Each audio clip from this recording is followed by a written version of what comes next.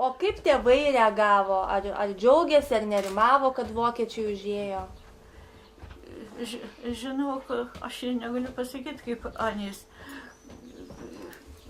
Kaip ir iš karto džiaugęs, paskui, kai pradėjo žydų šaudyti, buvo negerai.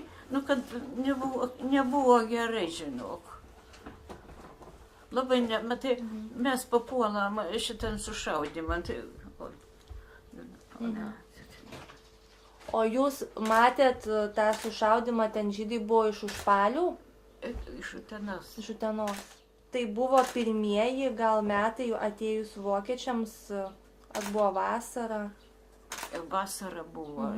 Važiavam Turgun, varėm, tikon pušytį nuvarė. Ir jūs ten važiavote į Uteną ir ką ten pamatėt, kai pakeliui? Mes pamatėm, kad jau iškelia, išvažiuojam miškas, tenai Utenas. Mes išlendam iš mišką, o tas miškas tada toliau nuo kelio ir tenai vara pulkų žmonių. Žiūrim, dabar kartą, žiūrim, tėvukas sustabdė arklį, kad šiandien ir Ana suprata. Suprata Anas, aš nieko nesupratau. Tada žiūrim, duobės iškastas ir vara ant tos. O tam pušinėlis va, ir prie tą pušinį, tai miškas didelis prasideda, pakraščių. Iškastas ir rašė vadinas, rašiai, ne rašiai. Nu ir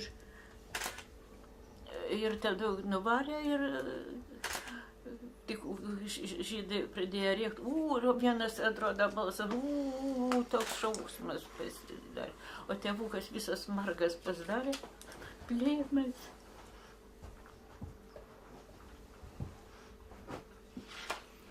Vaikutė buvo.